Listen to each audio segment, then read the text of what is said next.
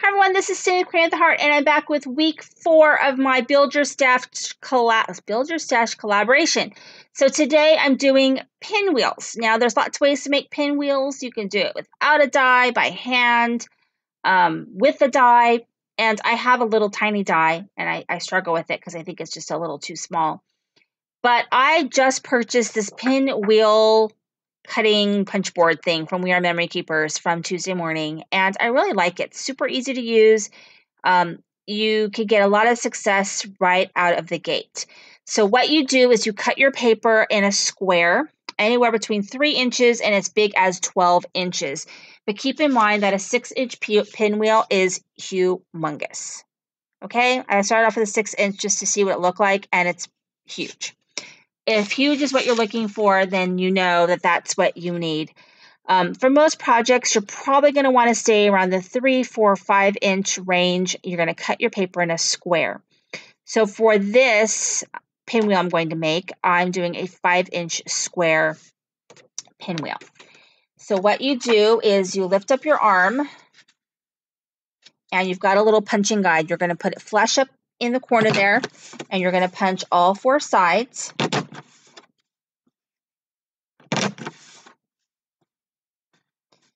And all right, then what you're going to do is, since I'm doing the 5 inches, I'm going to line my paper up to the 5-inch, and it absolutely lined up for you. So you're going to line it all up. You're going to line it up here and here. There's like little marks there that tell you exactly what to do it, how to do it. And once you like where your paper's at, then you close your arm all the way and it snaps down. This creates a hole in the middle of your paper, okay, which is just magical. So once I've done that, I'm going to put it in the groove here, and I'm going to slice my paper until it stops, and then I'm going to turn it. It may not match up. It's okay. There's a notch in the paper, and that's what you want to line up with your cutting area. Okay, you want to line the notch up with your cutting area and just slice until it ends. And you're going to do the same thing all the way around.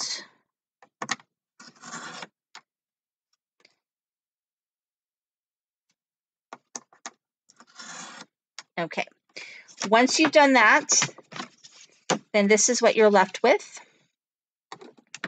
Super, super easy to use. I actually really like this tool. Just have to remember that I have these tools to use.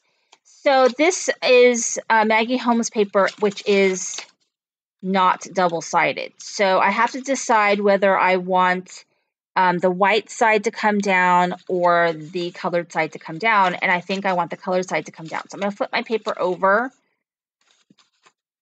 which is fine. And that way, this is the look that I want.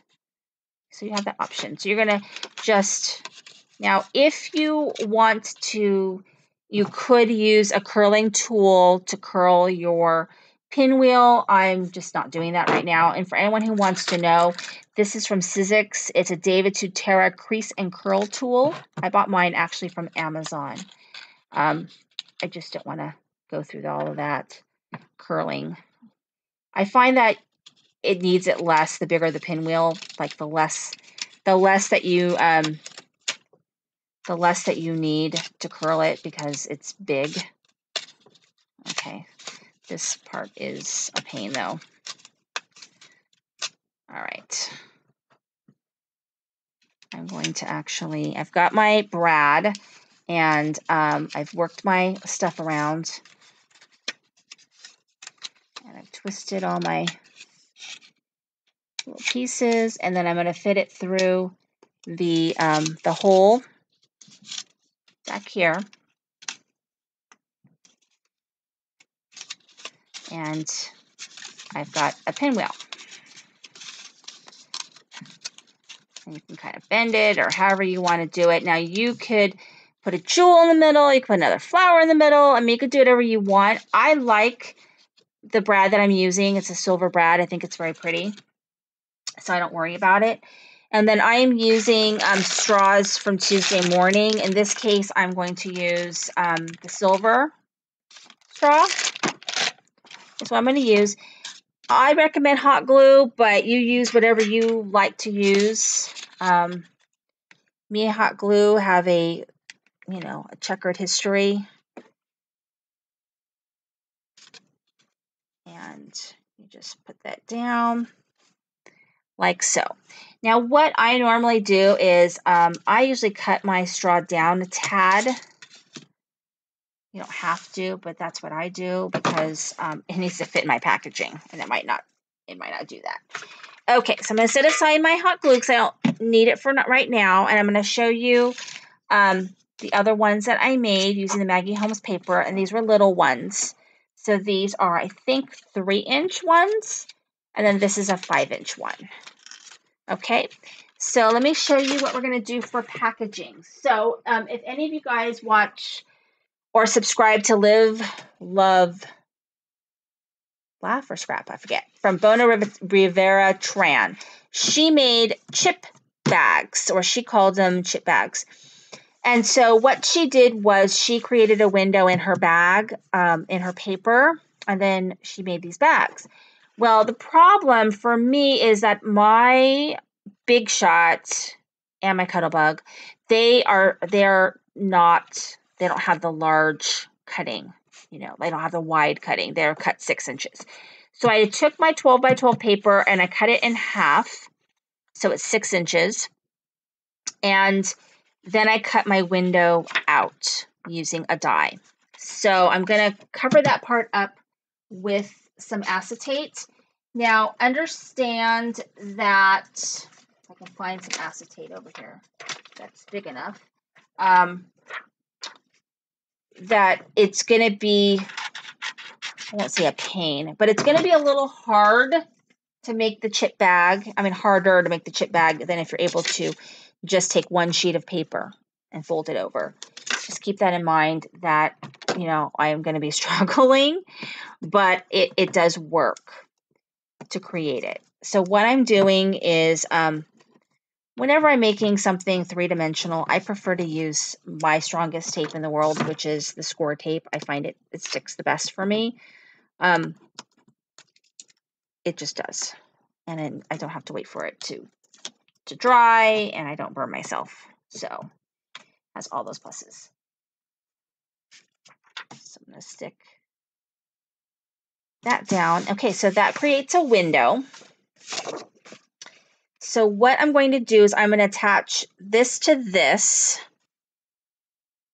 and I'm going to fold it over. So it's a little tricky, but you can do it because the way her instructions that she showed in her video are pretty awesome. But I want to have that window. If you don't want to have a window, you can just follow her directions, but I want to have a window. So in order to have a window, I'm going to have to cut my paper in half, which creates an extra step. All right, so then I attach it, and I really, really want to press down because it might pull up on you. Just keep that in mind, it might pull up on you. Okay, so now I've got this, and now I want to fold it over, okay, like so. So I'm going to put score tape on the back.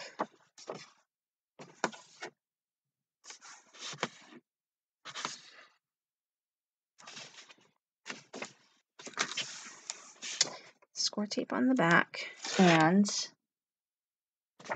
I'm going to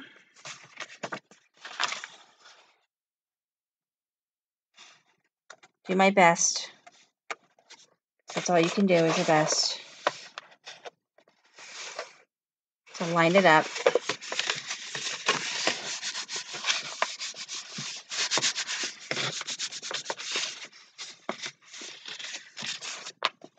And create your little bag. So then what I'm going to do is I'm going to put score tape, because I'm going to have it, I'm going to do the bottom first. So I want to close the bottom. So I'm going to put score tape on half of the bottom to create my bottom here. And the funny thing is I was looking for my crimper and I couldn't find it. I knew I had kept it, and I did finally find it actually in a really good spot, but I found I had 2 crimpers. So I have the one that makes like the waffle cone look. And I have a regular one. So that crimps. So I have 2 crimpers. All right, so once you get the paper down, then you got to work on taking the liner off. And then you're going to carefully, I didn't do that very well, but you're going to carefully pinch it and close it at the bottom. And then you're going to magically stick it in your crimper, the crimper tool, which I'm going to try and do on camera somehow. And then you're going to, the sucker is so old, I can't even tell you how old it is. I've had it forever. So then it makes this little crimped look at the bottom. And then you're going to take your pinwheels and you're going to carefully shove them in here. Carefully shove them. So it's fine. They're peeking out and peeking around. And so there they are right there. And so now you're going to kind of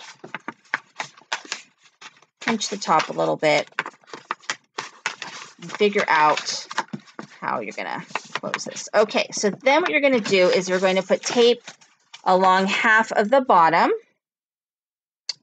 And again, I use the score tape because that is my tape of choice whenever I've got to have something seal nicely.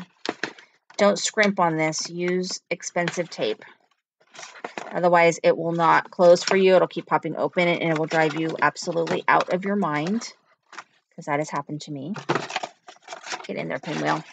All right, so then you're going to take the liner off the bottom and you're going to match it up and get it closed. It's kind of a little cockeyed, but no worries because we're going to crimp it. Crimp it, crimp it, crimp it. So then don't crimp your finger though, that hurts. So go ahead and stick that sucker in there. I use my chin to help me kind of carefully, you know. And then you've got this like funky chip bag, right? Isn't that cute? So then I'm going to do a quick decoration. I used my Creative Time small stitched scallop bow. I think this might be the medium bow, actually. I lied. Medium bow. And I put that together using some gold paper. And I'm going to hot glue that on top. Because I'm using this gold paper. I don't know how well it would stick otherwise. And then I used my very expensive Heidi Swap bliss die that I broke down and ended up buying from Tuesday morning. And it was just one of those purchases probably where I kept seeing it everywhere. And I actually didn't buy a lot when I went because there wasn't much to buy. And I felt like I needed to buy something. So I need to use this. So I'm just putting glue on what I can. And then I'm going to adhere this down the best that I can. Doesn't stick really well.